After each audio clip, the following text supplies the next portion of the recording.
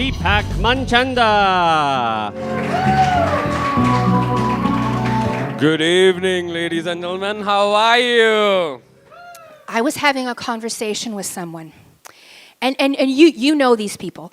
They get their self-importance by putting you down, right? We all know them. But I looked at them and I recognized their behavior. I identified it in my head, but I didn't internalize it. Their opinion of me really didn't matter. What? Someone's opinion of me didn't matter? Me who spent my life being nothing and doing nothing except please like me, please. I'll be good, I'll do whatever you want. I love working with anybody that has a challenge because, you know, it doesn't matter whether you're in a wheelchair or whether you're walking. We all have challenges. And a person does not have to be disabled because they're in a wheelchair. You may be a wheelchair occupant, but I can tell you, I can do whatever you can do. I just find a different way of doing it. There's only one thing I found that I can't do anymore, and that's hang curtains. So would somebody like to come and hang my curtains? I can take them down, but I can't get them back up, and I've tried. Now, I had a new boyfriend at the time. I'd gone through a divorce. And he liked to talk. Well, this was a novelty. I'd never been with a man that liked to talk before. Well, of course, they probably couldn't get a word in edgeways being with me.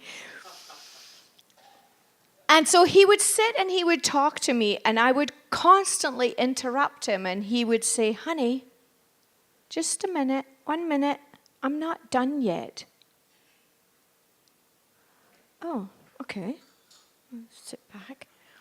He would continue talking, and then I would go, can you just listen? And it's a test in humility, let me tell you, to have somebody say that to you.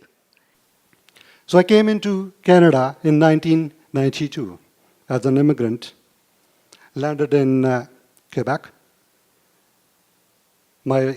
My wife and her parents were living in Longueuil.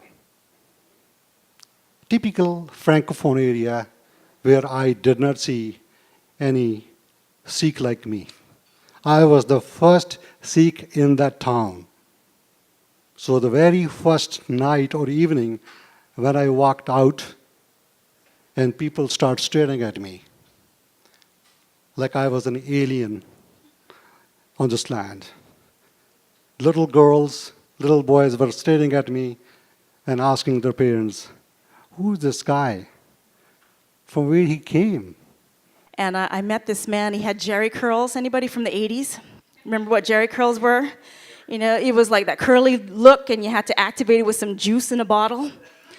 And, you know, if you sat down on a couch, it would leave stains from the juice.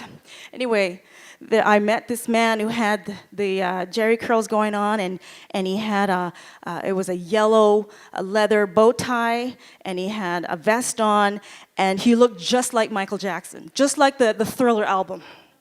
And I saw, my gosh, this man is hot.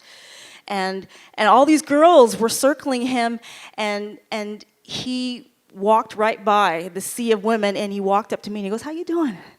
And I froze. I couldn't believe he was talking to me. He chose me over all those women. Indian people are crazy during their wedding time. They just want to give jewelry to their daughter. And they do not care even whether the home has that much place or not. But anyway, my room was filled with the boxes, one on top of another. And Reena was somewhere. Since I got the keys, I had a big rucksack bag, Reebok. I just opened it, put all 12 boxes, 13 boxes. Put it on my shoulder and went back to the bank. Right there on the bank manager, I said, this is... She just woke up. She said, what is this? I said, the jewelry. She said, our locker is just like this. What the hell is this? That's what we're all about at MoMondays. Just opening up. You have to share a story.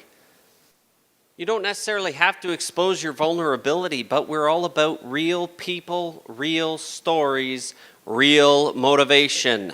MoMondays.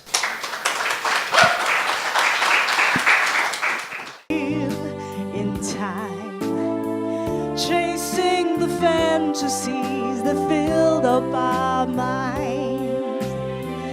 You knew I loved you, but my spirit was free, laughing at the questions that you once asked me.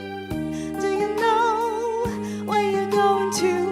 Do you like the things that life is showing you? Where are you going to?